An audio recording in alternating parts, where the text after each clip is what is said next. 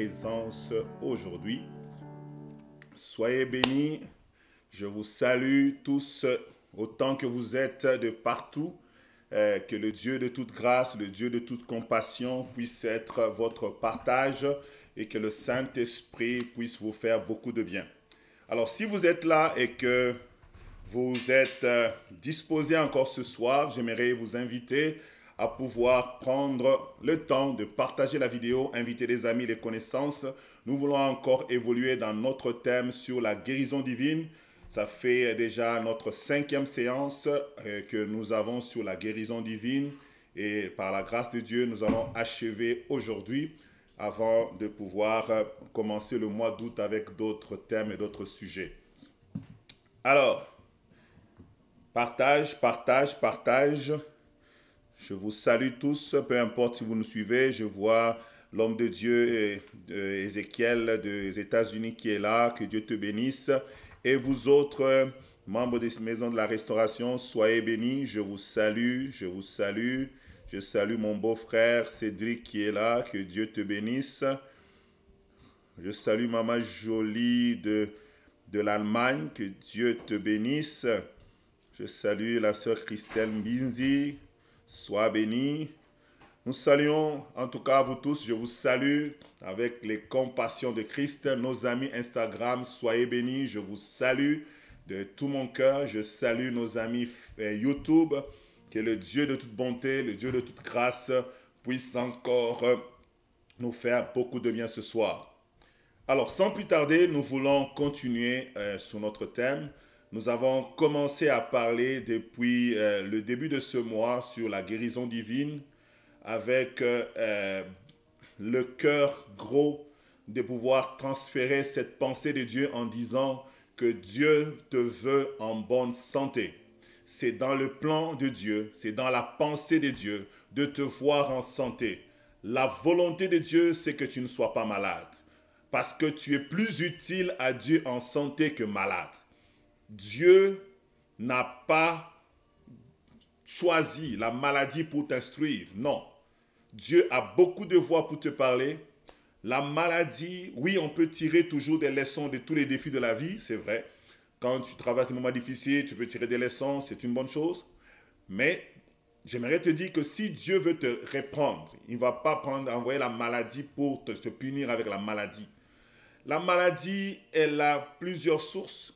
L'une des causes, c'est le diable et la malédiction.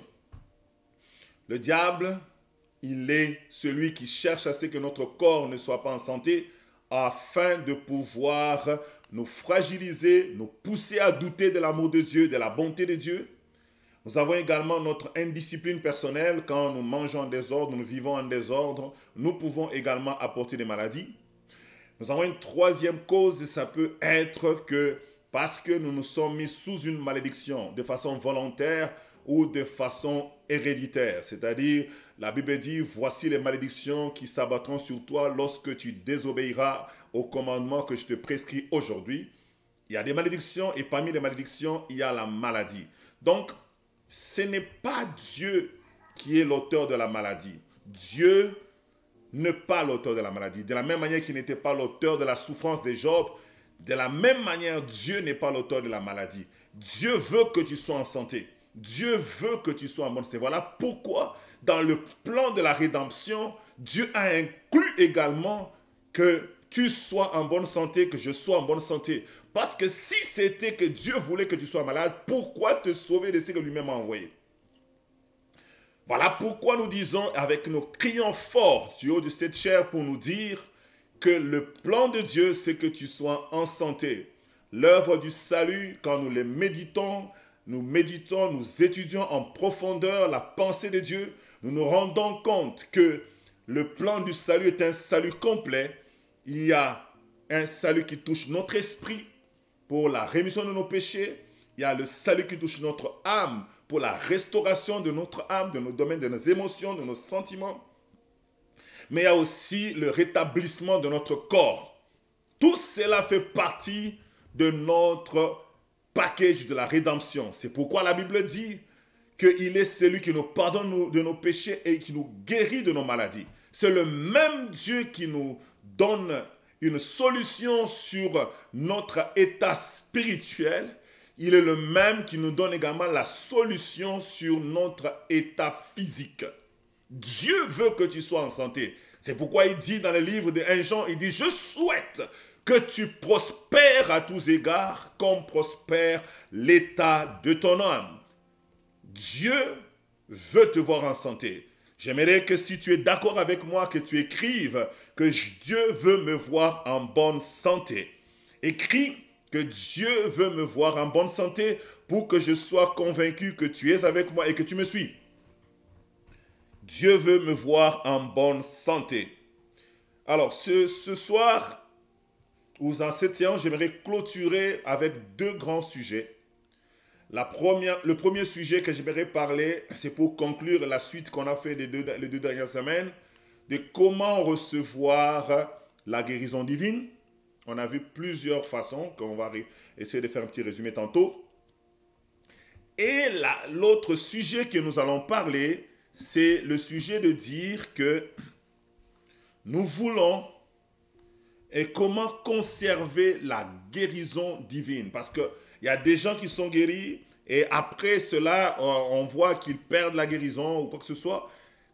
Quels sont les éléments qui peuvent nous permettre de conserver la guérison divine? Gloire au Seigneur.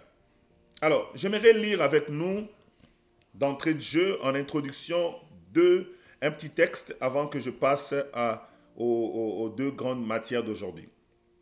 Luc chapitre 10.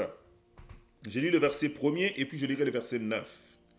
La Bible dit, après cela, le Seigneur désigna encore 70 autres disciples et il les envoya 2 à 2 devant lui dans toutes les villes et dans tous les lieux où lui-même devait aller. La Bible nous dit que Jésus est venu sur la terre accomplir la volonté de son Père. Et voyant son temps tendre vers sa fin, comme on dit toujours, un succès sans successeur est une autre forme d'échec, Jésus a voulu préparer sa relève. Il a préparé ses disciples, il les a formés, il s'est déversé en eux. Et la Bible dit, un jour, il les envoie là où lui-même devait aller. C'est-à-dire que les disciples allaient le représenter. Les disciples allaient faire ce que lui devait aller faire à cet endroit-là. Les disciples ne devaient pas se déroger de la mission que lui, il avait. Les disciples ne devaient pas faire le contraire, ne devaient pas s'abstenir de faire certaines choses parce qu'ils devaient normalement faire valablement ce que Christ faisait déjà dans d'autres villes et là où il partirait, il devait faire ce que Christ ferait. Alors, c'est quoi que Christ pouvait faire? Il y a plusieurs choses que la Bible énumère là-dessus, que nous n'avons pas le temps. On va plus s'attarder sur ce qui nous concerne aujourd'hui. Le verset 9. Jésus explique aux apôtres ce qu'il s'attend qu'eux, quand ils vont partir, à sa place, puis qu'ils puissent aller faire.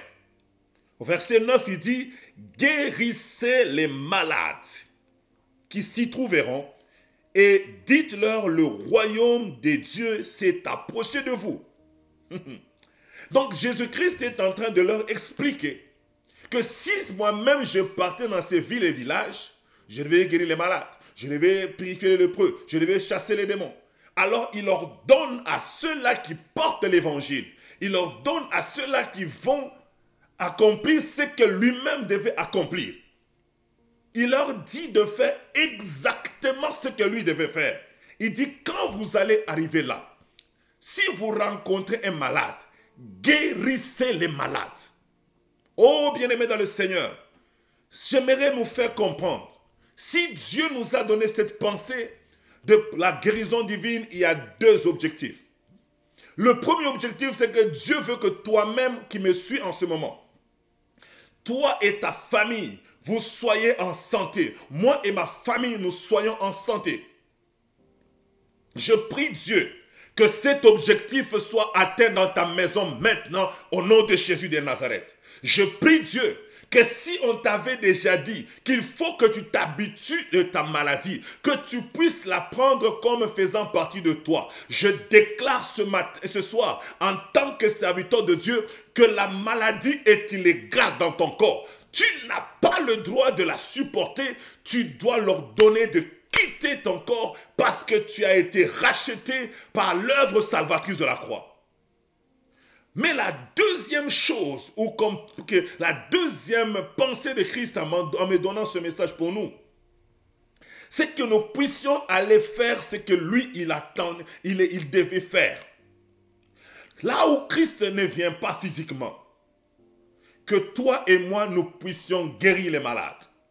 Bien-aimé dans le Seigneur, Dieu s'attend que tu sois un canal par lequel un homme, une femme dans ton entourage va recevoir la guérison divine. Dieu aimerait que tu sois un canal. C'est pourquoi la Bible dit, voici les miracles qui accompagneront ceux qui auront cru en mon nom. Ils imposeront les mains aux malades et les malades seront guéris. Si tu as cru au Seigneur Jésus, si tu t'as donné ta vie à Jésus, si tu es chrétien et que tu me suis en ce moment, j'aimerais que tu tapes là-bas pour confirmer que tu es chrétien. Tape et dis ceci, je suis un agent de la guérison du Seigneur. Que j'aimerais que tu le déclares de tout ton cœur parce que Dieu a dit, voici les miracles qui accompagneront ceux qui auront cru. Le vœu de Dieu n'est pas seulement que tu sois en santé, mais le vœu de Dieu, c'est que tu sois un canal par lequel Dieu va passer pour pouvoir guérir un malade. Que Dieu utilise ta bouche pour guérir un malade. Que Dieu utilise ta main pour guérir un malade. Que Dieu utilise ta présence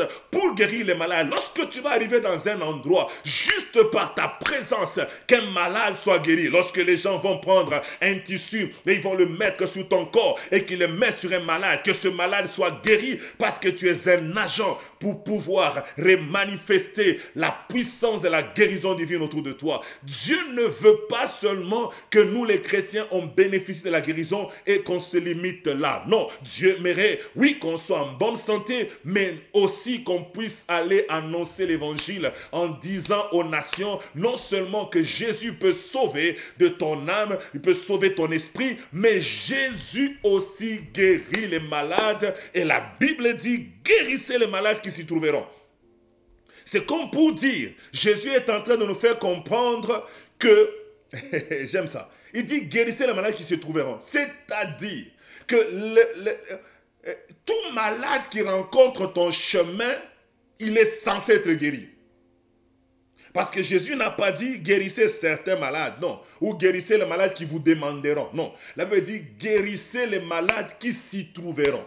Toute personne qui croise ton chemin et qui est malade, bien-aimé, ne passe pas sans pouvoir invoquer ton Dieu pour que Dieu intervienne dans la vie de cet homme, de cette femme. Tu es un agent de la guérison divine. Tu es un instrument de Dieu pour manifester sa gloire sur la terre. Même si tu n'es pas pasteur, même si tu n'es pas diacre, même si tu n'es pas ancien, même si tu n'es pas prophète, même si tu n'es pas révérend, même si tu n'es pas son excellence, j'aimerais te dire, parce que tu es né de nouveau, Dieu t'a mandaté d'aller là où lui-même devait aller afin de guérir les malades.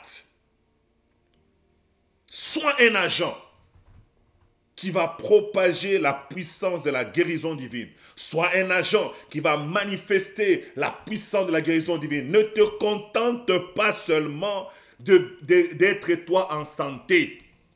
Si ta soeur est malade, appelle-la.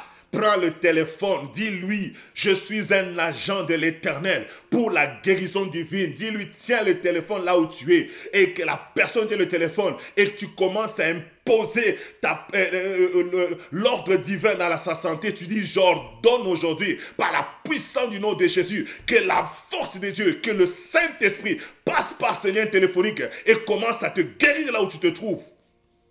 Ne laisse pas un malade croiser ton chemin sans que tu ne pries pour lui.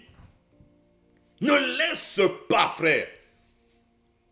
Vous savez, les gens de ce monde, ils disent, si tu es un agent ou un monsieur qui travaille en santé et que tu rencontres une personne qui est en train d'agoniser, même si tu es un humain, tu rencontres quelqu'un qui est agonisé et tu le regardes, tu passes. On dit c'est non-assistance de personnes en danger. Et nous les chrétiens, nous devons savoir que nous sommes la polyclinique de Dieu sur la terre. Tu ne peux pas passer en voyant un chrétien, une personne quelconque qui est malade sans pour autant invoquer ton Dieu pour sa guérison. Bien-aimés dans le Seigneur, nous devons nous donner ce mandat-là. Que tout malade que tu croises, qu'il soit chrétien, qu'il soit païen, bien-aimé, invoque la guérison de Dieu sur ce corps. Parce que tu ne sais pas si, par ton intervention, cet homme-là, en recevant la guérison, il va croire à Christ après. Combien de personnes dans la Bible, ils ont reçu la guérison divine d'abord. Après, Jésus le rencontre plus tard dans le temple. Il dit, crois-tu au Fils de l'homme? Il dit, c'est qui le Fils de l'homme pour que je croie en lui? Il dit, ah, c'est celui qui est devant toi. Par moment, Dieu passe par la guérison du corps afin d'attirer les gens vers le salut. Donc, quand tu rencontres quelqu'un bien-aimé dans le Seigneur, parce que tu es un enfant de Dieu, dis-lui, est-ce que tu permets que je prie pour toi? Si la personne est malade, qu'elle soit hospitalisée, qu'elle soit venue te rendre visite pour 2 minutes, qu'elle soit qui t'a parlé au téléphone, bien-aimé, ne rate pas l'opportunité que Dieu te donne. Vous savez, il y a des moments où Dieu nous donne des pénaltys. Il nous donne l'opportunité de marquer un but. Nous laissons passer comme ça. Pourquoi? Parce qu'on a peur. Pourquoi? Parce qu'on s'est dit non, le pasteur n'est pas là. Pourquoi? Parce qu'on s'est dit non, notre diacre n'est pas là, le modérateur tel de l'église n'est pas là. Bien-aimé dans le Seigneur, ce n'est pas un privilège donné au modérateur, au prédicateur ou à qui que ce soit. Dieu passe également par tout croyant qui exerce sa foi sur un malade pour apporter la guérison. Et Dieu t'a mandaté, il dit, va là où moi-même je devais aller. Jésus n'est pas venu au Canada, mais toi tu es au Canada. Jésus n'est pas venu à Sainte-Foy, mais toi tu es à Sainte-Foy. Jésus n'a pas mis ses pieds à Los Angeles, mais toi tu es à Los Angeles. Il dit, parce que je n'ai pas mis mes pieds physiquement à Los Angeles, je te dis, toi mon fils, toi ma fille, quand tu verras un malade, ne passe pas sans pouvoir invoquer mon nom, afin que cet homme connaissent que le Dieu de la Bible agit encore aujourd'hui, que le Dieu de la Bible guérit encore aujourd'hui. Il dit, guérissez les malades qui s'y trouveront. Tu trouves un malade, ne laisse pas passer, pardon. Tu trouves un malade, ne laisse pas passer, please. C'est une opportunité en or que Dieu te donne. C'est une porte que Dieu te donne. Vous savez, nous sommes dans une société où tout le monde est pressé, tout le monde est en train de partir. Je ne te demande pas de faire une intercession sur la tête de quelqu'un. Mais je te demande juste de déclarer. La Bible dit, Pierre et Jean sont arrivés à la porte, ils ont dit, nous n'avons ni or ni argent. Mais ce que nous avons, au nom de Jésus-Christ, lève-toi et marche. Ils n'ont pas fait l'intercession sur la tête de ce monsieur. Parce qu'ils savaient que ce monsieur-là n'avait pas le temps pour ça. Ce monsieur-là, il avait le temps pour... Et donne-moi l'argent. Si Pierre commençait à être trop train, il dit, laissez-moi passer, je vais prendre l'argent des autres qui passent. Alors, ils avaient une petite fenêtre pour manifester la puissance de la guérison divine. Et ils devaient la saisir. Parce que par cette guérison divine, celui qui a toujours été en dehors du temple s'est retrouvé à l'intérieur du temple. C'est possible que parce que tu as accepté d'agir en agent de la guérison divine, parce que tu as accepté d'être utilisé par Dieu, que tu amènes une personne qui passe autour de l'église, qui est en dehors de l'église, d'entrer dans le royaume, d'entrer dans les choses de Dieu, d'entrer dans l'église de Dieu. C'est pour cela, mon frère, ma soeur, je répète que tu es un agent de la guérison divine. Je répète, ne laisse pas passer l'opportunité que Dieu te donne de pouvoir exercer la guérison divine sur quelqu'un. Vous savez, il n'y a pas de hasard sur la terre. Les rencontres que nous faisons ne sont pas fortuites. Dieu organise toutes choses. Il n'y a pas de meilleur mathématicien que notre Dieu. Il n'y a pas de meilleur scénariste que notre Dieu. Les personnes que tu rencontres, Dieu sait pourquoi tu les rencontres. Alors lorsque tu as une opportunité, mon frère, frappe fort, réunis toute ta foi pour dire Seigneur, pardon, que ce monsieur soit guéri. Que monsieur soit guéri. Je connais un homme de Dieu qui est parti dans le temps quand nous étions encore jeunes à un hôtel qu'on appelle chez nous l'hôtel Caravia. Pour ceux-là qui viennent de mon coin, ils peuvent se rappeler c'est quoi, qu'est-ce qu'on appelle l'hôtel Caravia. Il est parti à l'hôtel Caravia et là, il rencontrait des gens, il leur parlait un peu de Jésus et tout ça. Et puis à un moment donné, il voit un homme qui était très bien habillé, très sérieux, dans le hall de l'hôtel, et puis il s'approche de lui, il dit, bon, comme il est assis, peut-être il a un peu plus de temps pour m'écouter.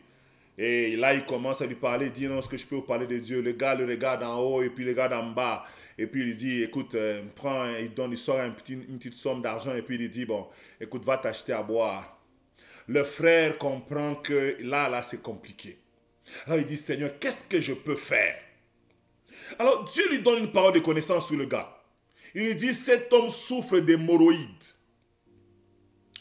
Et le frère, au lieu de partir, il tourne et revient chez ce monsieur. Il dit, monsieur, j'ai une parole pour vous. L'homme le regarde, il dit, quoi encore? Il dit, le Seigneur vient de me dire que tu souffres d'hémorroïdes et qu'il est prêt à te guérir là. Et comme le frère parlait un peu à une voix normale, les gens passaient, pouvaient écouter. Le gars, sachant que l'hémorroïde, vous connaissez que l'hémorroïde, c'est une maladie qui est cachée, qui n'est pas connue de tout le monde. Les gens peuvent être bien habillés, mais il a l'hémorroïde. Alors, ce gars, il s'est senti gêné. Alors, il a dit, calme-toi, toi. Alors, il s'est assis. Alors, il dit, qu'est-ce que tu viens de dire? Le gars répète, le frère répète, il dit, mon Dieu m'a dit que tu souffres de l'hémorroïde. Et qu'il m'a dit que si je prie pour toi, là, tu vas guérir. Et le gars a dit, ok, prie. Le frère a réuni toute sa foi. Parce que ce gars-là n'était pas disposé à écouter l'évangile. Mais la petite porte qui était ouverte, le petit temps ou la petite opportunité qui lui était ouverte, c'est de manifester la guérison divine dans la vie de cet homme. Et ce frère, il a réuni sa foi. Il a dit, Seigneur, c'est maintenant ou jamais. Parce que si ça rate là, rien ne va se faire. Le bien-aimé, l'homme de Dieu a prié. Et quand il a prié comme ça, le gars a commencé à sentir qu'il commençait à vouloir saigner. Il a dit à l'homme de Dieu, on monte. Ils sont montés dans la chambre d'hôtel. Là, il a saigné. Après qu'il ait saigné, quelques temps, pap, il a vu que le saignement s'est arrêté sec, tac. Et quand il s'est nettoyé, il a vu qu'il était instantanément guéri. Aucune douleur d'hémorroïde encore. Aucune sensation d'hémorroïde. Tout était complètement guéri. Et là, il a dit, est-ce que tu peux me parler encore davantage de ce Jésus? Alléluia. Bien-aimé dans le Seigneur, Dieu ouvre des petites fenêtres par lesquelles il aimerait que nous puissions passer l'évangile. Mais que nous négligeons cela. Bien-aimé, je prie Dieu ce matin. Je suis en train de prier Dieu ce soir pour que tu ne négliges pas l'opportunité qui te donne de parler à ta soeur, à ton frère, à ton beau-frère, à ta belle-sœur, à tes nièces, à tes neveux de l'évangile. Parce que Dieu sait que si tu les appelles comme ça, tu dis allô, bonjour, est-ce que vous connaissez Jésus? Ils ne vont pas l'accepter. Ils vont te dire, ah, grande sœur, ah, tonton. Mais si tu as l'opportunité de prier pour eux et que la guérison se manifeste, mon frère, ma soeur, ces gens vont ouvrir leur oreille pour t'écouter. C'est pourquoi j'insiste encore ce soir. J'aimerais te dire que Dieu ne t'a pas appelé seulement à recevoir la guérison divine, mais il veut également que tu sois un agent par lequel la puissance de la guérison divine se manifeste autour de toi. Alléluia. Gloire, gloire, gloire, gloire, gloire. Oh, merci Seigneur, merci parce qu'une armée va se lever et nous allons commencer à guérir les malades. Oui, merci Seigneur, parce que je suis en train de voir qu'à l'issue de ce séminaire, des hommes vont se révolter, des femmes vont se révolter et ils vont commencer à prier pour les malades. Je suis en train de voir une grâce de Dieu descendre sur toi. Bien-aimé, reçois cette grâce. Quand tu verras quelqu'un qui se présente devant toi, sache que c'est une opportunité de Dieu. Même si cette personne a le sida, sache que c'est une opportunité de Dieu. Ne t'en fais pas sur comment ça va se faire, par quelle voie ça se fait. Ça, ce n'est pas ton problème. Toi, tu as juste à ordonner la guérison divine dans le nom de Jésus et cela va se faire. Comme Pierre a dit, je n'ai ni or ni argent, mais ce que j'ai au nom de Jésus, lève-toi et marche. C'est tout. C'est tout, frère. C'est tout. C'est tout. Dieu veut t'utiliser. Dieu veut passer par toi. C'est pourquoi il m'a envoyé pour te parler sous la guérison divine. Nous avons vu comment recevoir la guérison divine. Nous avons vu qu'on peut la recevoir par la parole, par la foi, par la prière, par la délivrance, parce qu'il y a certaines maladies qui viennent des forces démoniaques, en brisant la malédiction qui plane sur nos vies, parce que nous venons de certaines familles, il y a certaines malédictions qui sont sur des familles, il y a des gens, ils ont l'hémorroïde dans la famille, le grand-père avait l'hémorroïde, le père a l'hémorroïde, lui aussi il a l'hémorroïde. Il faut arrêter le cycle de la malédiction. Il ne faut pas juste demander la guérison divine, il faut arrêter le cycle de la malédiction afin que la puissance de la guérison divine puisse avoir son impact. Il y a certaines, il faut jeûner. Parce que la Bible dit certains démons ne sortent que par la prière, par les jeûnes. Il y a certaines maladies, il faut prendre le temps de jeûner. Tu dors par terre, tu jeûnes, tu dis Seigneur, guéris-moi. Et le Seigneur va le faire. La Bible dit, dans Isaïe 58, il dit, lorsque tu jeûneras de telle manière, la guérison germera comme l'horreur. Donc la guérison va se manifester lorsque tu vas prendre un temps de jeûne pour ton état de santé, pour l'état de santé de ton mari, pour l'état de santé de ta femme. Si tu as prié, si tu as demandé aux gens qu'on prie pour toi, mais ça ne change pas, peut-être qu'il faut que tu changes de stratégie, que tu pries en ne mangeant pas, en dormant par terre, en ayant un temps de jeûne et prière, afin que cette maladie disparaisse. Nous avons vu également qu'on peut aussi être guéri par imposition des mains. Dieu peut te guérir juste en disant « Seigneur, guéris-moi ». Tout comme il peut te guérir en passant par un homme de Dieu, une femme de Dieu, un enfant de Dieu qui prie, qui impose les mains sur toi. Il peut aussi te guérir par l'onction d'huile.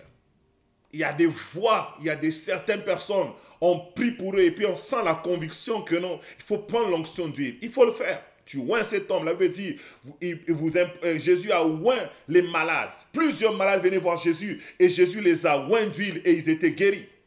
Jésus a utilisé l'onction d'huile.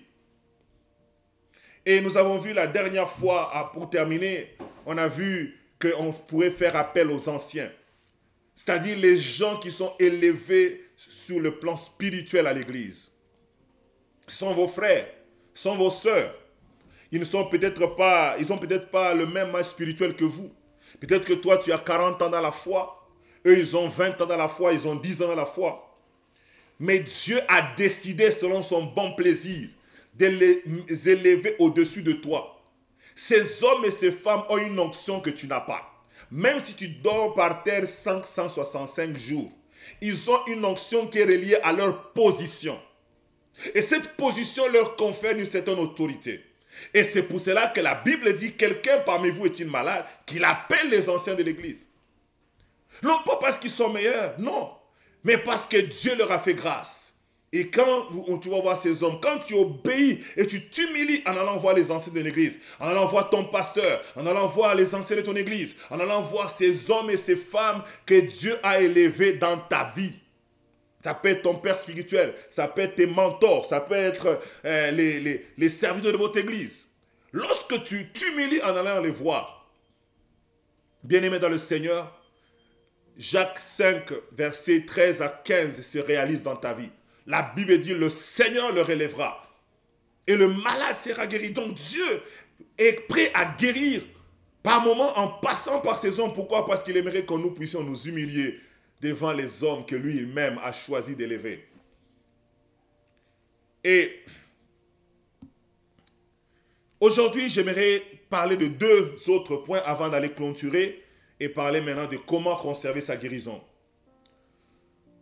Nous pouvons recevoir, à part les 9 voies que nous avons vues, nous pouvons aussi recevoir la guérison divine en passant par le don de guérison.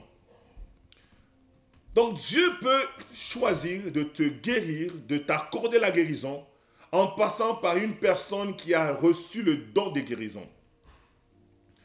Nous venons de le dire tantôt que Jésus-Christ a dit, voici les miracles qui accompagneront ceux qui auront cru en mon nom, ils imposeront les mains aux malades et les malades seront guéris. Il y a une grâce de guérison que Dieu a donnée à tout le monde.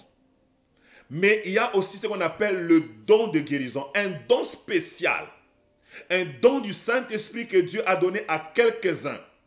Ce n'est pas à tout le monde ce n'est pas tous les chrétiens qui ont le don de guérison, mais tous les chrétiens ont la grâce de prier pour qu'un malade soit guéri. Mais par moment, Dieu aimerait passer par une personne qui a un don spécial. C'est comme, j'aime dire, nous pouvons tous avoir des messages. Tu peux prier, la Bible dit Dieu parle tantôt d'une manière, tantôt d'une autre. La Bible dit que tous ceux qui sont fils sont conduits par l'Esprit de Dieu. Ça dit Dieu peut te parler. Mais cela ne fait pas de toi un prophète. Un prophète, c'est une personne qui a un appel là-dessus. De la même manière, tu peux être une personne qui prie pour les gens gens sont guéris, en utilisant la grâce que Dieu a donnée à tous les croyants, en disant que voici les miracles qui accompagneront ceux qui auront cru. Mais il y a des personnes que Dieu a choisies de son plein gré, à qui il a donné un don particulier.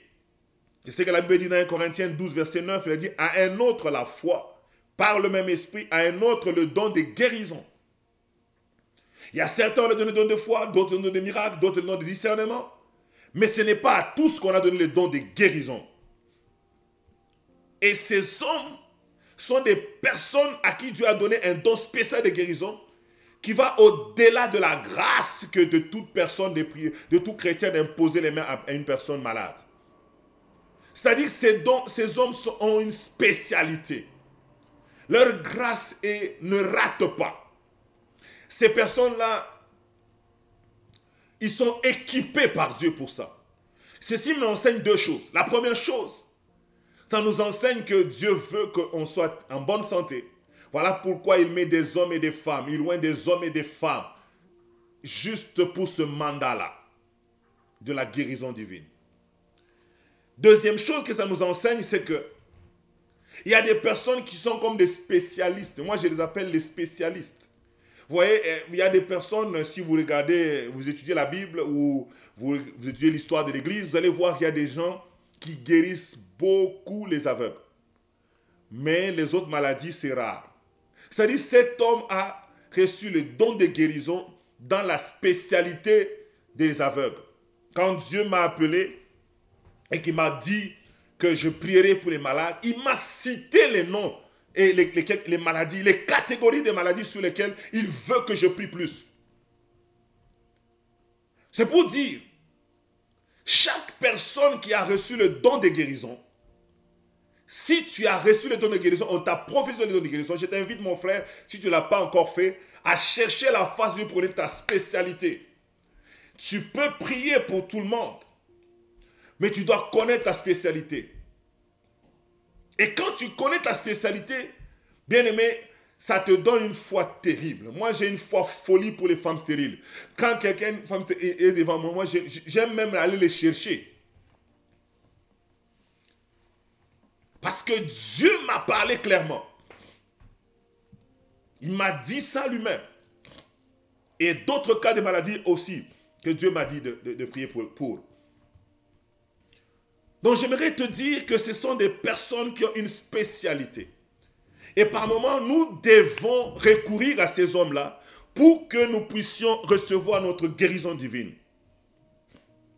La Bible nous dit ceci, que Pierre, quand il se promenait, quand nous lisons dans Actes chapitre 5, la Bible dit, on a porté des malades dans les rues, qu'on plaçait sur des lits et des couchettes afin que Pierre passerait. Lorsque Pierre passerait, son ombre au moins couvrit quelqu'un d'eux. Pourquoi est-ce qu'on cite seulement Pierre?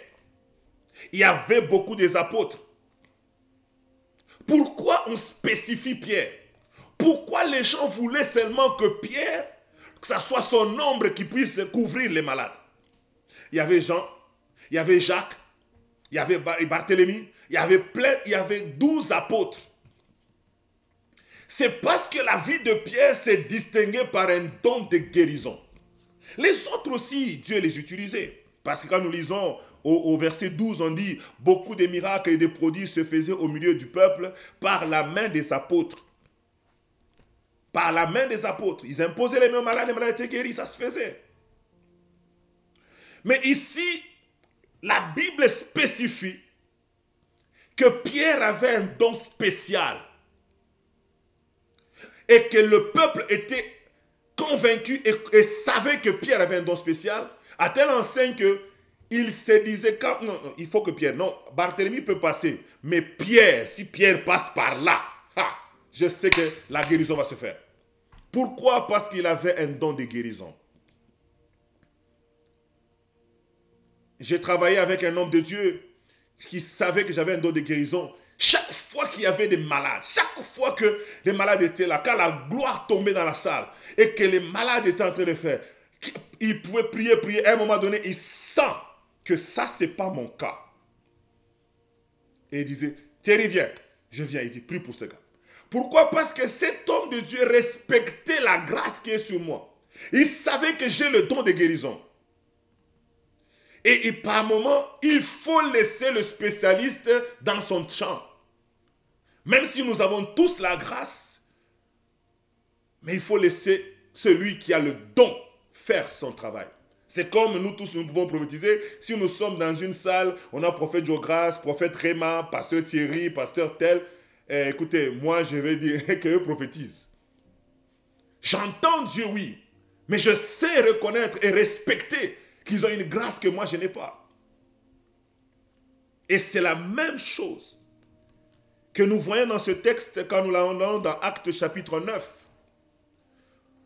La Bible dit que, à partir du verset 31, vous pouvez lire jusqu'à 41, Pierre encore,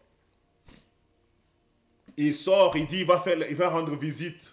Il va rendre visite aux disciples. Et il commence à partir et il passe de maison en maison, de ville en ville. Et à un moment donné, il arrive dans une ville qu'on appelle Lydde. Et là, il trouve un homme nommé Aîné, qui est couché depuis 8 ans, frères et sœurs. 8 ans, il est couché, paralysé. Il est malade. Alors que Pierre est en train de visiter les saints. Il est en train de visiter les disciples. C'est-à-dire que ces disciples-là ont aussi reçu la même promesse que de dire que vous imposerez les mains aux malades et les malades seront guéris. Mais ce monsieur-là était alité là 8 ans. Il fallait que Pierre arrive. Et la Bible dit dans le verset 34, Pierre lui dit, Aîné, Jésus-Christ te guérit. Lève-toi et arrange ton lit. Et aussitôt il se leva. Cet homme est resté 8 ans. Cet homme était au milieu des disciples. Cet homme était avec les disciples. Sûrement ils ont prié pour lui. Sûrement ils ont imposé les mains. Dieu pouvait le faire. Mais il a plu à Dieu de passer par un homme qui a le don de guérison pour pouvoir relever cet homme. Par moment, le Seigneur passe par celui qui a le don de guérison. Parce qu'il est loin pour ça. Il a cette grâce, cette spécialité de le faire. Et dans la même tournée de visite pastorale de Pierre, la Bible dit quelques villes plus loin, il y avait une femme qu'on appelait Tabitha à Jopé. Et cette femme était malade et cette maladie était tellement forte et à telle enseigne qu'elle est morte de cette maladie. La Bible nous dit quoi? Au verset 38. Comme Lydde était près de Jopé, les disciples ayant appris que Pierre se trouvait, envoyèrent 2 hommes vers lui pour prier de venir chez eux sans tarder. Au verset 40, Pierre fit sortir tout le monde et se mit à genoux et pria, puis se tourna vers le corps et dit, Tabitha, lève-toi. Elle ouvrit les yeux et en vue Pierre, elle s'assit. Donc ces disciples-là, qui aussi ont la même promesse de la grâce d'imposer les mains aux malades et les malades seront guéris, lorsque Tabitha, sa maladie a persisté et jusqu'à l'amener à la mort, et qu'ils ont appris que celui qui a un don de guérison est dans les environs, ils sont allés le chercher. Ils sont allés le chercher. Par un moment, nous devons reconnaître la grâce de ceux qui ont le don de guérison et leur donner l'opportunité de prier pour les malades de nos maisons, leur donner l'opportunité de prier pour les malades de nos familles ou de prier pour notre propre santé. Parce que, bien-aimés dans le Seigneur, le fait que Dieu leur a donné un don, ce n'est pas parce que Dieu manque d'intelligence. Parce que Dieu a dit d'abord, je vous donne le pouvoir de chasser les démons et vous imposerez le malade et tous les malades seront guéris. Et puis il vient encore avec les dons de l'esprit, il dit à certains, il leur donne le don de guérison. Ce n'est pas que Dieu a oublié qu'il avait déjà dit aux autres de guérir. Non, il n'a pas oublié. Mais seulement il a accordé une grâce particulière à certaines personnes pour pouvoir accéder à la guérison divine assez facilement et plus rapidement. C'est pourquoi j'aimerais te dire, bien-aimé dans le Seigneur, lorsque tu vois une personne qui a la grâce de la guérison divine, qui a le don de la guérison divine, bien-aimé, ne rate pas, va.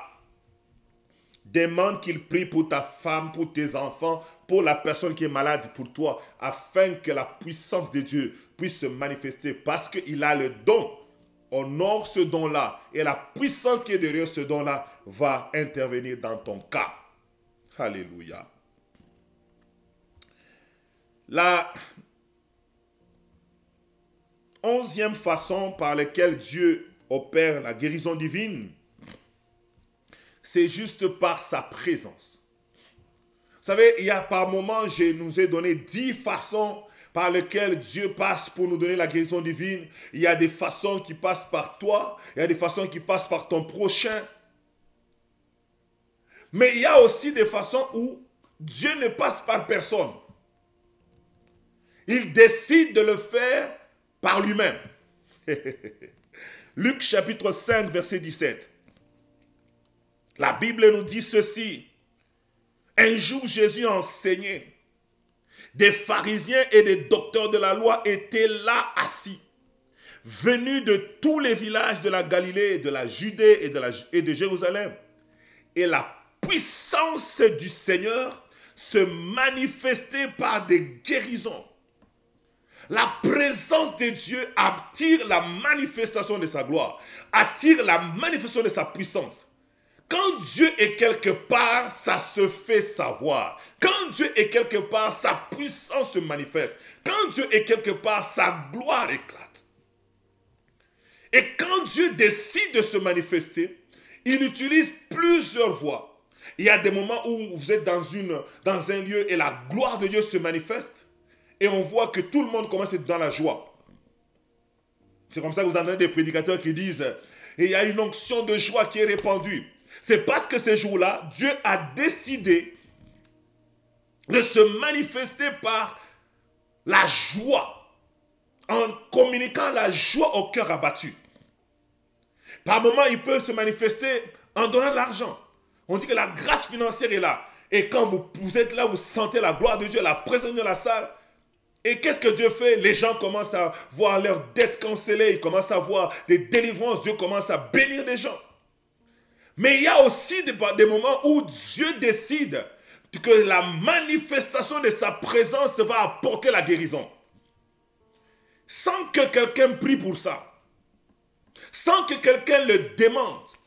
Ni le malade, ni la personne, ni le malade, ni le but de la réunion. Ça peut être une réunion juste d'adoration. Vous êtes en train d'adorer, vous dites on va louer, c'est un concert, nous louons le Seigneur, nous voulons juste nous réjouir dans sa présence. Et tellement la gloire de Dieu remplit la place que Dieu décide de commencer à guérir. Il commence à passer de chaise en chaise, de maison en maison et commence à guérir les gens, commence à guérir les gens, commence à guérir les gens. La présence de Dieu change la vie des gens.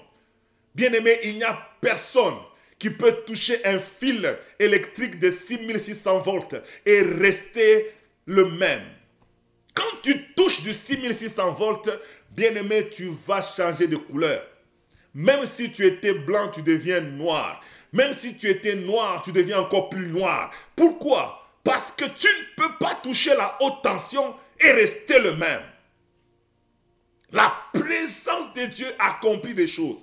La présence de Dieu accomplit des effets. C'est pourquoi, mon frère, ma soeur, lorsque tu vas dans la présence de Dieu, ne va pas là en tourisme. Ne va pas là en train de regarder gauche-droite, de t'inquiéter des habits des gens, de te préoccuper de ce que le pasteur parle bien français, ne parle pas bien français. Tu vas rater quelque chose. Quand tu es dans sa présence, sois sensible, parce que tu ne sais pas ce que Dieu va faire.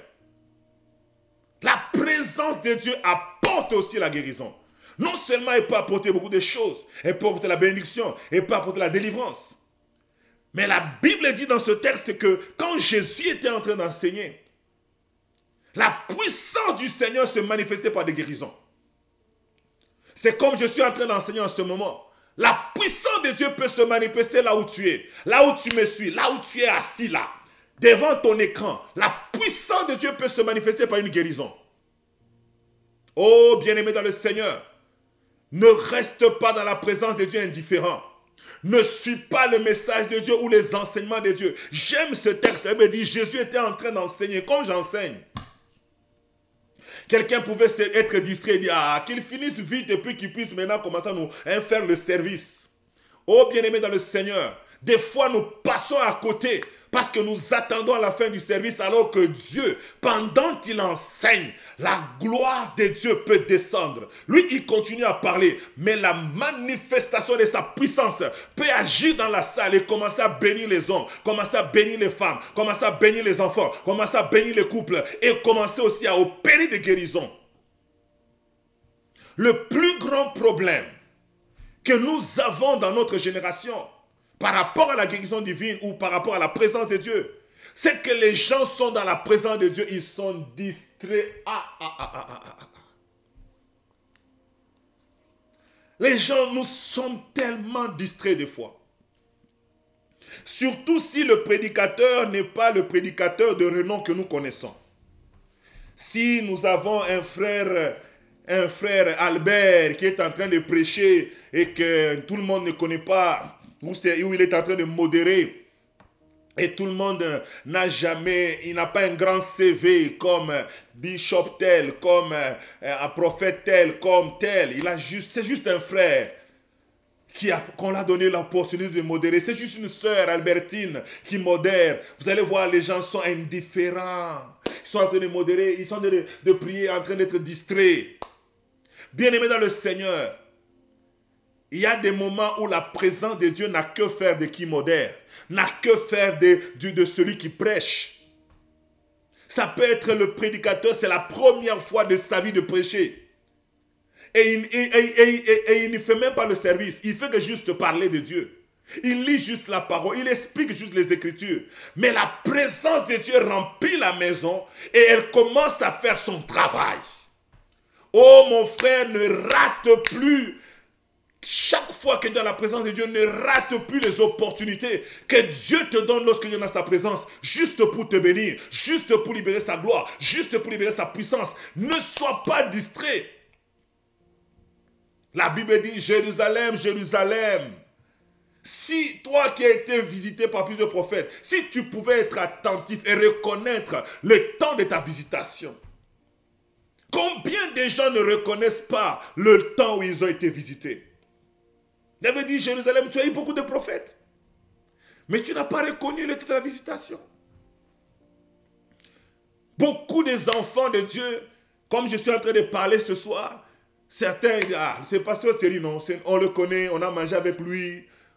Bien-aimé dans le Seigneur, je peux être ton ami, je peux être en manger avec toi. Mais la présence de Dieu ne dépend pas de moi. Quand Dieu descend quelque part, oh my God, la gloire de Dieu descend, les miracles se font, les paralytiques marchent, les sourds entendent, les aveugles voient. Bien-aimé, ne rate pas à cause de la distraction, à cause du fait que le prédicateur n'est pas impressionnant pour toi, il n'a pas un grand CV devant toi, ne passe pas à côté de ton miracle parce que tu es en train de négliger le modérateur, de négliger le prédicateur, de négliger la chorale, de négliger ton église. Il ne faut pas être disposé de recevoir quelque chose seulement quand tu es dans une grande salle avec beaucoup de... avec 5000 membres. Là, tu dis, non. Dans Actes chapitre 19, ils étaient juste 12. Mais le Saint-Esprit est descendu et ils ont été baptisés. Dieu n'a que faire du nombre. Il peut descendre là où il y a beaucoup. Il peut descendre là où il y a une seule personne. La présence de Dieu peut changer les choses. La présence de Dieu peut changer les choses. Mon frère, ma soeur, je t'invite aujourd'hui d'être conscient de la présence de Dieu. Même quand tu pries seul, sois conscient de sa présence. Un homme de Dieu avait dit, nous avons beaucoup de gens qui sont absents dans la présence de Dieu. Et j'aime cette pensée et j'acquiesce à cela. Il y a des gens qui sont dans l'église qui ne sont pas là. Qui sont en train d'attendre que la culte finisse.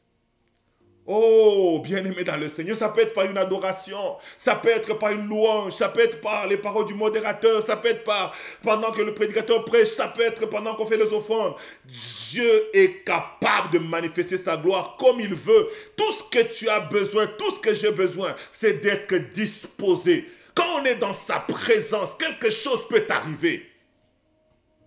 Quand on est dans sa présence, quelque chose peut arriver. Quelque chose peut arriver, frère. Quelque chose peut arriver. J'ai vu des cultes où la présence de Dieu était tellement forte que des gens pleuraient, des gens guérissaient. Mais il y avait d'autres personnes qui étaient là, en train de regarder, en train de se demander pourquoi les gens pleurent. Pourquoi les gens tombent. Tu peux passer à côté en attendant que la main du pasteur t'impose. Alors que la main du pasteur, si Dieu a décidé ce jour-là de guérir sans le toucher de quelqu'un, si Dieu a décidé de guérir sans que quelqu'un t'impose la main, tu risques de passer à côté de ta guérison ce jour-là. Tu peux aller voir le même homme de Dieu qui a prié pour 50 malades avant toi et qui sont guéris. Mais toi, on prie pour toi, tu n'es pas guéri. Pourquoi? Parce que ce n'est pas la voie que Dieu a décidé pour toi. Parce que toi, tu t'attendais à une voie alors que Dieu avait déjà décidé de te guérir juste par sa présence. Juste par sa présence. Quand tu es dans la présence de Dieu, ne sois pas distrait. Quand tu es dans la présence de Dieu, sois accroché, sois attentif. Quand tu es dans la présence de Dieu, sois comme cette femme qui est allée toucher Christ et une perte de sang est sortie.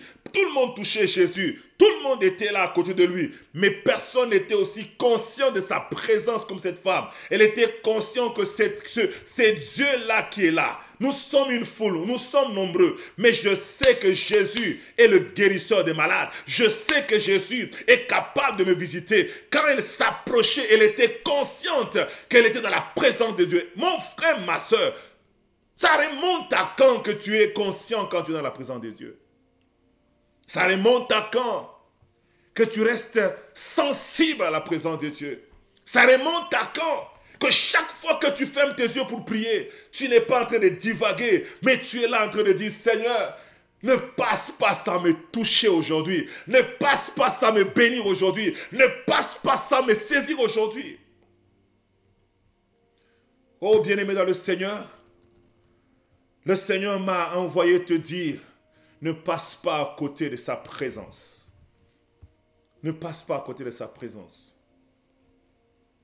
Bartimée, quand il a vu que Christ sortait, il a dit, aïe, il est venu, sa présence est venue à Jéricho. Elle est en train de sortir de Jéricho. Je ne peux pas accepter que sa présence vienne là où je suis et que je ne puisse pas avoir quelque chose. Bien-aimé dans le Seigneur, n'accepte pas que la présence de Jésus entre dans la ville, entre dans ton milieu, entre dans ta maison, dans ta famille, et qu'elle sorte et que toi tu ne reçoives rien. Non! Sois comme Bartimée.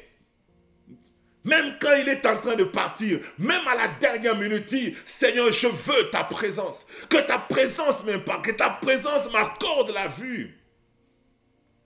J'aime ce témoignage et je ne l'oublie jamais de cette femme qui est partie à une croisade au Rwanda. Et dans cette croisade, il y avait Et il y avait un homme de Dieu, un évangéliste qui a fait un grand travail. Dieu l'a utilisé puissamment. Des malades ont été guéris. Elle est partie avec sa fille qui était paralytique. Et elle voulait également voir sa fille marcher. Elle arrive là. L'homme de Dieu prêche. Des gens sont guéris pendant qu'il prêche. Elle n'a rien. L'homme de Dieu prie pour les malades. Il prophétise tout. Il finit le service, il part. Sa fille est toujours sur son fauteuil roulant. Et cette sœur, elle dit, Seigneur, le culte se termine, mais ta présence n'a pas quitté le stade. Je vais rester là. Et les gens sont partis. Elle est restée là avec sa fille. Et à un moment donné, le stade s'est vidé. Elle a dit, Seigneur, je suis là. Parce que ta présence était là. Parce que ta présence est manifestée en ces lieux. J'aimerais obtenir ce que tu as prévu pour moi. Pour ma fille aujourd'hui. Je ne sors pas. Je suis dans ta présence. Je veux quelque chose pour ma fille. Et puis, à un moment donné, celui qui balayait commençait à venir et il a dit, hey, c'est l'heure de partir. Il faut sortir. Et la maman n'a rien dit. Le gars commence à s'approcher vers elle. Et puis là, elle a dit à sa fille, bon, ça y est, il faut bientôt qu'on parte. Dès qu'il arrive ici, on doit partir. Il dit, Seigneur, moi, je veux ta présence. Je crois que ta présence peut toucher. L'homme de Dieu est parti. Il ne m'a pas imposé les mains. Il n'a pas imposé les mains à ma fille. Mais ta présence est là. Ta présence est là. Ta présence est là. Ta présence est là. Et pendant que le travailleur approchait d'elle, elle a dit non, là maintenant il n'avait pas le choix. Elle a dit à sa fille, lèvons-nous et partons parce que là, c'est fini. Pendant qu'elle a dit ça, elle ne s'est même pas rendue compte qu'elle parlait à sa fille qui ne marchait pas. Mais le fait qu'elle a dit ça à sa fille aussi, elle a reçu ce commandement de sa maman. Oubliant qu'elle ne marche pas. On lui a dit, maman, je ne marche pas, c'est toi qui dois me traîner. La fille se mit debout. Elle a fait un pas.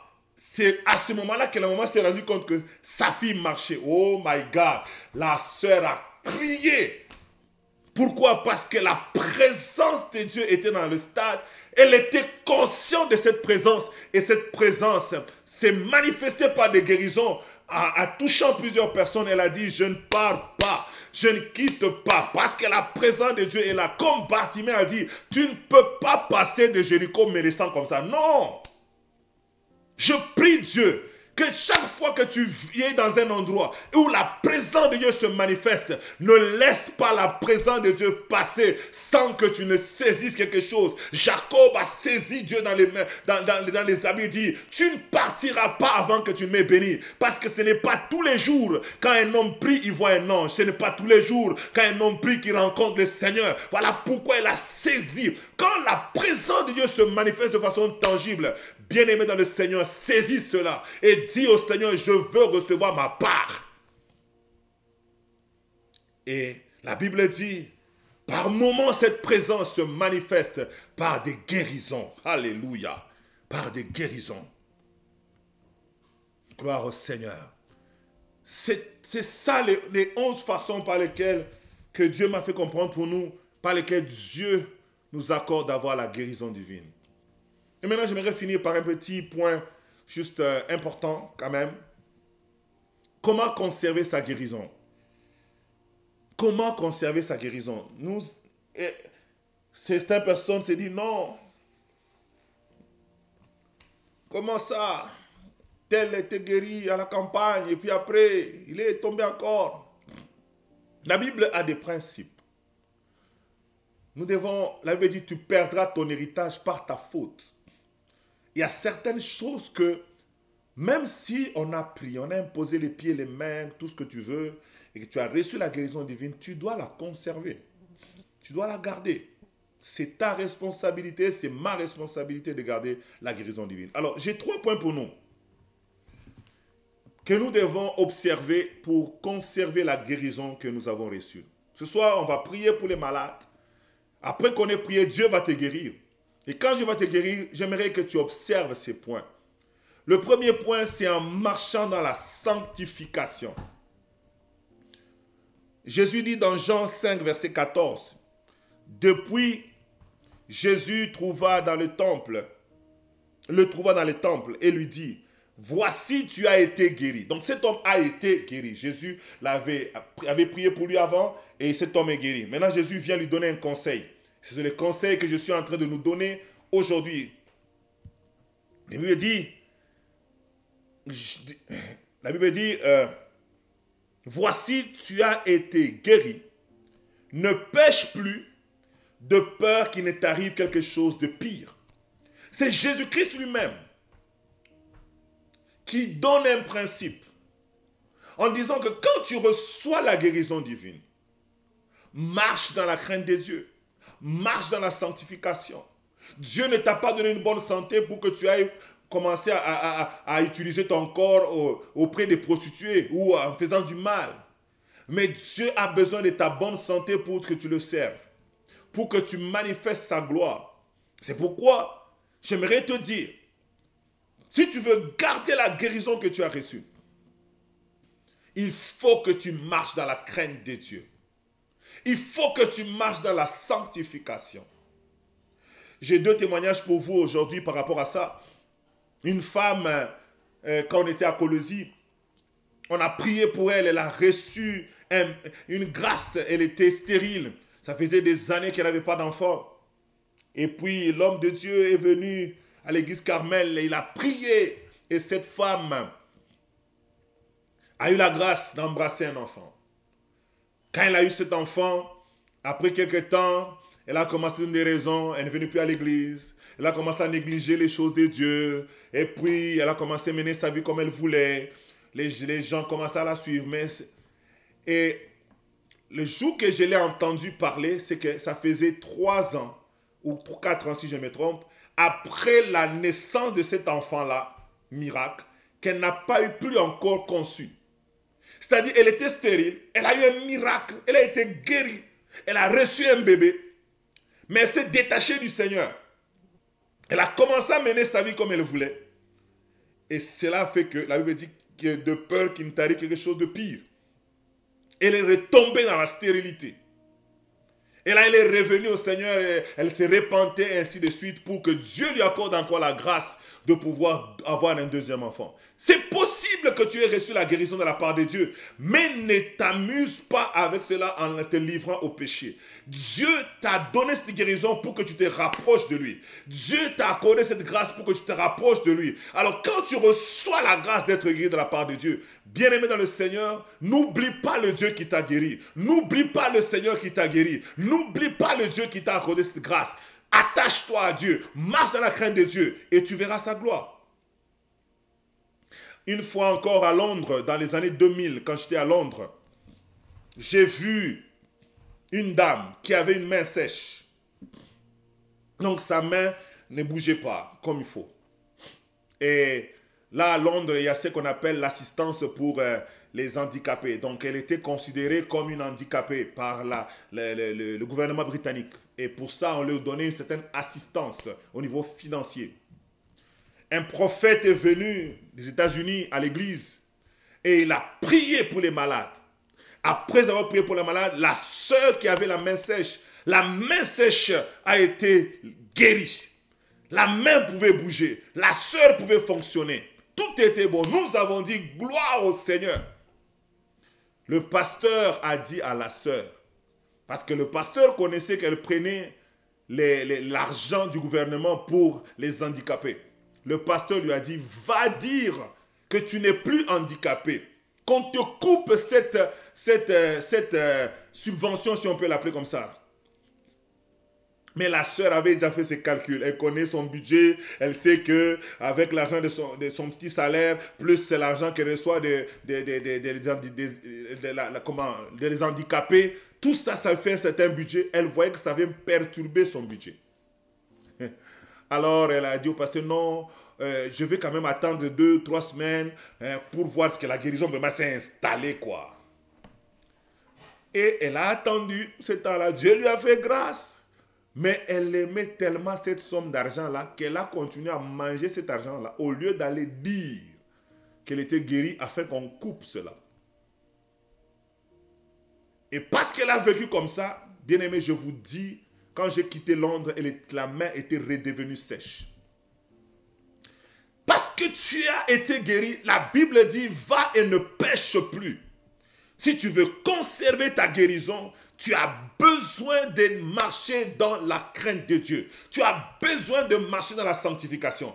Ne viens pas devant le Seigneur comme si tu allais devant un charlatan. Ne viens pas devant le Seigneur comme si tu allais devant un marabout. Il fait les gris-gris, tu reçois ce que tu as besoin et tu oublies Dieu. Non, ça ne marche pas comme ça. La guérison divine, lorsqu'on la reçoit, elle doit nous rapprocher de Dieu. La guérison divine, lorsqu'on la reçoit, nous devons glorifier le Seigneur dans notre caractère, dans notre attitude, dans notre façon de faire. On doit glorifier Dieu. Donc, pour conserver ta guérison divine, j'ai besoin de marcher dans la sanctification. La deuxième clé pour conserver sa guérison, c'est être rempli de Dieu ou rempli du Saint-Esprit. Vous savez, la Bible dit qu'il y a certaines maladies qui viennent d'une potion démoniaque. Quand ta maladie était venue d'une potion démoniaque et qu'on a chassé les démons, la Bible dit dans Matthieu 12, verset 43, que lorsqu'un esprit impur est sorti d'un homme, il va dans les lieux arides cherchant du repos et il n'en trouve point. Alors il dit, je retournerai dans ma maison d'où je suis sorti. Et quand il arrive, il la trouve vide, balayée et ornée. Il s'en va et il prend avec lui cet autre esprit plus méchant que lui. Et ils entrent dans la maison et s'y établissent. Et la dernière condition de cet homme est pire que la première. Il en sera de même pour cette génération méchante. Balayer, c'est une bonne chose. Orner, c'est une bonne chose. C'est que cette personne a été délivrée, a été ornée. Elle marche dans la crainte de Dieu, dans la sanctification, c'est bien. Parce que tout est balayé, tout est orné. Il y a un travail qui est fait. Mais la Bible souligne qu'elle est vide. Vide de quoi? Vide d'un propriétaire. Vide d'une personne qui dirige. Vide d'une personne qui règne. C'est-à-dire que ce sont des personnes qui acceptent d'abandonner le péché à cause du premier point que j'ai dit là, de dire que non, si tu veux garder ta guérison, alors tu dois marcher dans la crainte de Dieu. Ils refusent le péché. Mais ils ne soumettent pas leur vie au Seigneur. C'est-à-dire quoi? C'est-à-dire qu'ils ne se laissent pas guider, contrôler par Dieu. Le Saint-Esprit ne doit pas être un résident dans ton cœur, mais il doit être le président de ta vie. Le Saint-Esprit doit dominer ta vie, doit conduire ta vie. Si tu étais conduit avant par des esprits impurs et qu'on a chassé les esprits impurs, il faut maintenant que tu es délivré. Non seulement que tu marches dans la crainte de Dieu, mais que tu acceptes de soumettre ta vie et ta volonté au Saint-Esprit. Que Dieu domine, que Dieu règne dans ta vie, que Christ prenne toute la place, que Dieu prenne toute la place, qu'il soit le maître de ta vie. C'est ça qui va faire en sorte que tu peux conserver ta guérison, tu peux conserver ta délivrance. Tu as besoin de te soumettre à la Seigneurie de Christ. Que Christ ne soit pas seulement ton sauveur, mais qu'il soit aussi ton Seigneur. Il y a beaucoup de gens dans l'église dont Christ est seulement le sauveur, mais pas le Seigneur. Ils peuvent faire des choix sans consulter Dieu. C'est peut-être des bons choix. Ils n'ont pas péché, ils n'ont pas volé. Mais seulement, ils décident par exemple que, ok, je ne vais pas aller au culte aujourd'hui. Je vais faire telle chose à la place. Je vais pas, Dieu lui demande par exemple, il faut jeûner demain, il dit bon, je vais jeûner après-demain. Il le fait, mais pas au moment où le Seigneur le veut. Il n'entre pas, il ne se soumettent pas à la seigneurie du Seigneur. Bien-aimés dans le Seigneur, nous ne sommes pas seulement appelés à faire des bonnes choses, mais nous sommes appelés à faire les choses que Dieu attend de nous, au moment où il attend de nous, de la manière dont il attend de nous. C'est très capital d'être soumis au Seigneur. La soumission n'est pas seulement faire les bonnes choses. La soumission, c'est faire les choses quand on te demande de les faire. Quand ton chef au travail te dit, prends ce gobelet, amène-le là-bas, tu dis, et que toi tu ne le fais pas, tu fais autre chose, c'est de l'insoumission. Tu ne l'as pas insulté, tu n'as pas dit que tu ne vas pas le faire, mais seulement tu ne l'as pas fait au moment où il t'a demandé de le faire. Nous devons nous soumettre à l'autorité de Dieu. Nous devons nous soumettre à la seigneurie de Dieu. Si nous voulons voir l'ennemi ne pas avoir ascendant sur nous. Le diable sait très très bien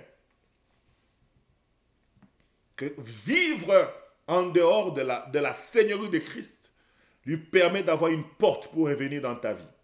C'est pourquoi tu as besoin, j'ai besoin de pouvoir vivre sous l'autorité du Seigneur. Que ma maison ne soit pas vide, que la chaise d'autorité de ta vie ne soit pas vide, mais que Christ règne sur toi. Et la dernière chose que j'aimerais aller terminer avec, qui peut choquer certaines personnes, mais qui est la vérité, c'est faire de l'exercice physique.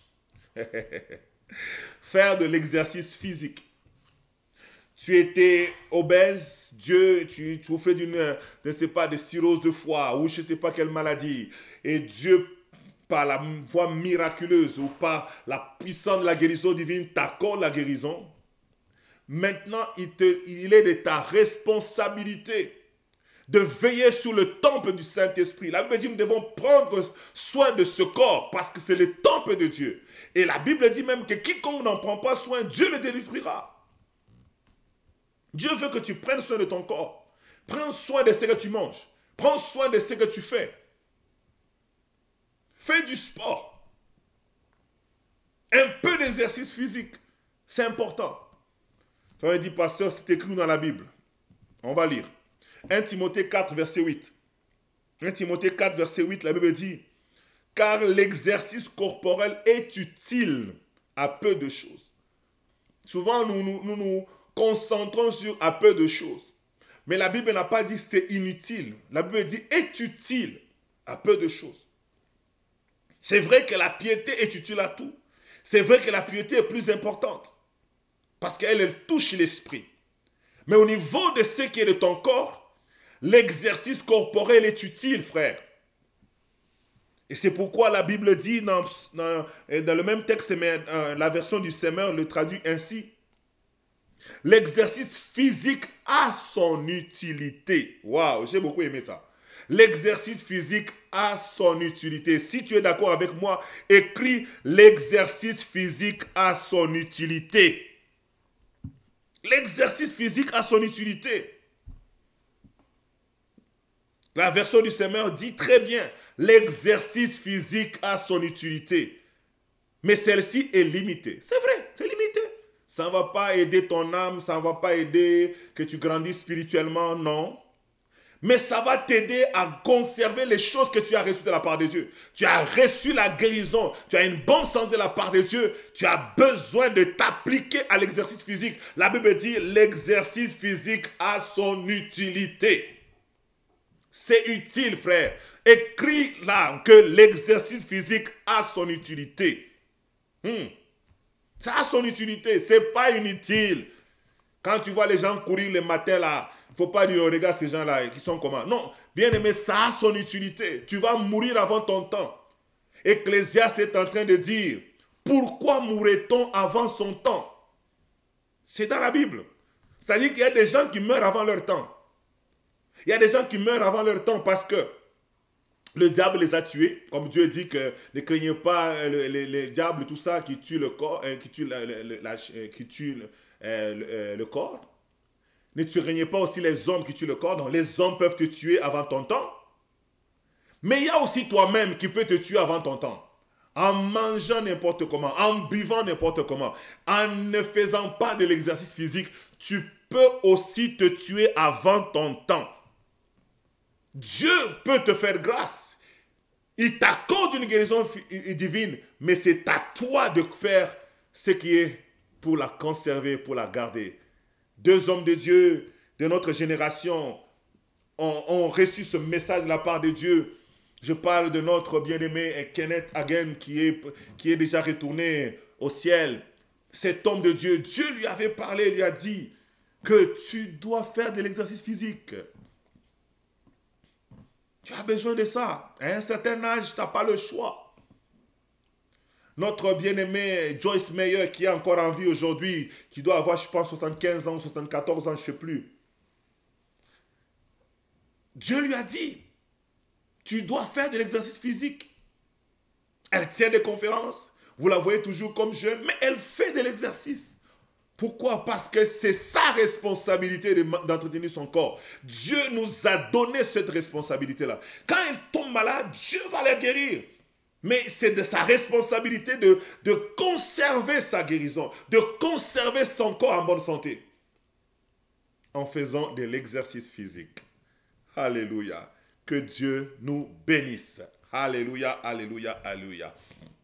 Alors si tu es là, j'aimerais prendre quelques minutes, 5 minutes, pour prier avec nous pour toute maladie. J'ai des sujets de prière. Si tu en as, tu peux m'écrire et tu dis prie pour tel, prie pour tel. Nous allons prier ce soir. J'aimerais que là où tu es, que tu te lèves ou que tu te mettes à genoux, que tu laisses un peu les choses que tu as à faire. Pense à quelqu'un qui est malade. Nous allons nous accorder ensemble, toi et moi. Nous allons prier ce soir pour dire Seigneur, guéris les malades de nos maisons, guéris les malades de nos familles. Guéris les malades dans mon couple. Guéris les malades. Tu vas commencer à prier. Cite les noms de tes frères, de tes soeurs, de tes amis, des gens que tu connais. Commence à invoquer le Dieu des cieux. Commence à appeler le Dieu le Seigneur de gloire. Que sa puissance de guérison commence à aller les toucher là où ils se trouvent. Et que ces hommes et que ces femmes puissent être complètement guéris. Prions le Seigneur. Rebo sakarabo shikere banderebosa. La brakere sokorobo shikababa santa. Yandarabo sakaraba yakete kerebro shinge. Père, dans le nom puissant de Jésus de Nazareth, je m'associe maintenant à mon frère. Je m'associe à ma soeur. Je suis en train de libérer la puissance de guérison. Je libère la puissance de guérison. Je libère la puissance de guérison. Je libère la puissance de guérison. Dans le nom de Jésus de Nazareth, Père, je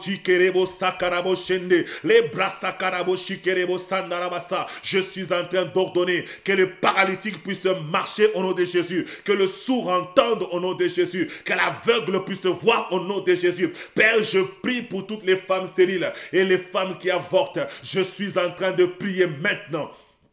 Dans le nom de Jésus, laisse que la puissance de Dieu commence à les toucher, commence à les visiter maintenant, là où elles se trouvent, de la tête jusqu'à la plante des pieds. Laisse qu'elles guérissent maintenant au nom puissant de Jésus. Père, je prie que la main de Dieu, que la gloire de Dieu tombe encore dans la vie de ce frère. Les bras sakarabo shinge, kebokosa, qui souffre du sida. Yahweh, oh Dieu, je prie pour ce frère qui dit que son petit frère souffre du sida. Je prie maintenant que ce petit frère qui souffre du sida commence à être visité par la puissance de Dieu. Yahweh, le sida n'est pas plus fort que le nom de Jésus. Le sida n'est pas plus puissant que le nom de Jésus. Je déclare maintenant au nom puissant de Jésus de Nazareth, les bras sokete kerebosa, renderebo sakalabaya sokete.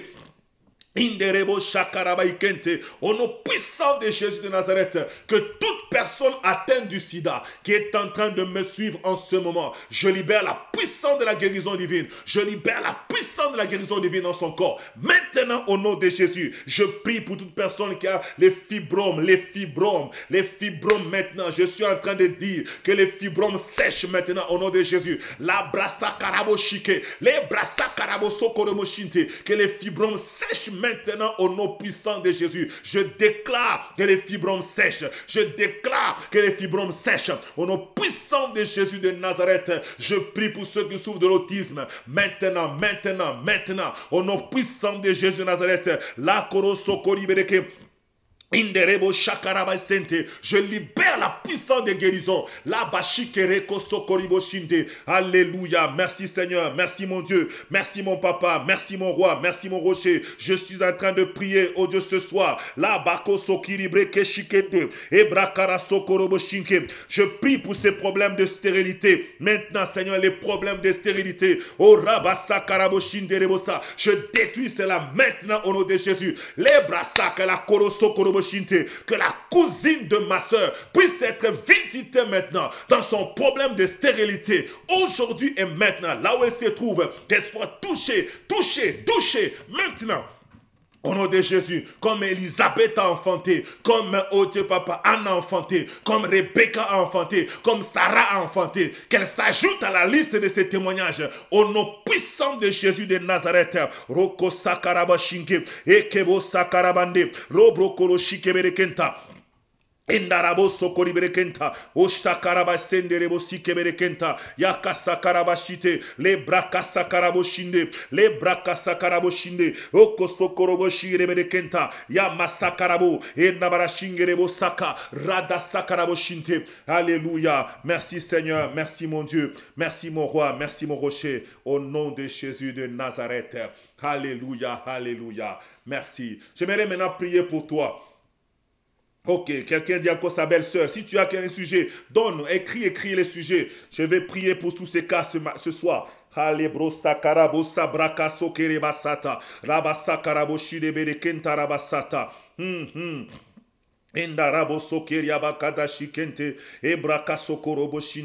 Je prie pour l'éminence maintenant qu'elle soit guérie de cette puissance, de ce problème de stérilité au nom de Jésus de Nazareth. Je détruis la malédiction dans sa vie au nom puissant de Jésus. Je condamne cela maintenant au nom puissant de Jésus. Je prie pour la belle-sœur de mon frère maintenant. Je suis en train de prier. La karasoko yabashike manakata rende seke de boto sakarabadasike ondorobo shike manderebosa la maïkenterebrosi. Le Dieu qui marabasanta appelé pour les problèmes gynécologiques. J'ordonne maintenant à tout ce qui est la cause de cette stérilité, de ce problème dans la vie de ma soeur, et basoke de brasa, que cela tombe au nom puissant de Jésus. Les masoke reboshinte, que ma soeur témoigne, la brassée, ngerebosa. Je prie pour le TDAH maintenant, au nom puissant de Jésus de Nazareth.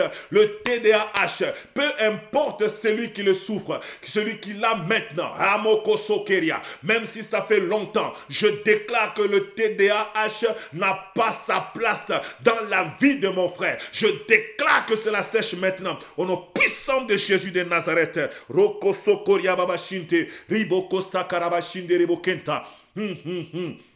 Merci Seigneur, je suis en train de prier pour la stérilité et les avortements de la belle-sœur de ma bien-aimée au nom puissant de Jésus. Et kashokori tekeria. Toute forme, oh Dieu, de stérilité. Tu as dit dans ta parole, il n'y aura pas de femmes stériles, ni de femmes qui avortent. Je viens donc prier maintenant pour ce cas au nom puissant de Jésus. Je prie pour ce cas. Je prie pour ce cas au nom puissant de Jésus. Que les avortements sèchent maintenant au nom de Jésus. Que la stérilité sèche maintenant au nom de Jésus. Je libère la puissance de Dieu. Je libère la grâce de Dieu. Korabashata, Rekosondoribo, et Rabakasanderebo Shinte. Alléluia. Je vais maintenant prier pour toi que tu sois également un agent de la guérison divine. Que Dieu t'utilise puissamment dans ton entourage pour que les hommes sachent que ton Dieu guérit encore. Père, je prie pour ma soeur, je prie pour mon frère. Je prie parce que tu as dit, voici les miracles qui accompagneront ceux qui auront cru. Laisse que, oh Dieu, mon frère soit soit, oh Dieu, l'instrument entre tes mains. Je prie que sa bouche soit ta bouche. Je prie que sa main soit ta main. Je prie que tu l'utilises, Père, pour pouvoir manifester la guérison divine dans sa maison, dans sa famille, dans son entourage, autour de lui, Père, que l'on sache que son Dieu guérit encore les malades aujourd'hui. Qu'il en soit ainsi, Père. Toutes les fois qu'il va utiliser sa foi, toutes les fois qu'il va imposer les mains aux malades, toutes les fois qu'il va prier pour quelqu'un, toutes les fois que ma soeur va prier pour quelqu'un, Seigneur, honore sa foi. Seigneur, honore sa foi. Seigneur, honore sa foi. Seigneur, exauce sa prière au nom puissant de Jésus de Nazareth. Merci, Seigneur. Merci, mon Dieu. Merci, mon roi. Au nom de Jésus de Nazareth. Amen, amen, amen. Que Dieu vous bénisse abondamment.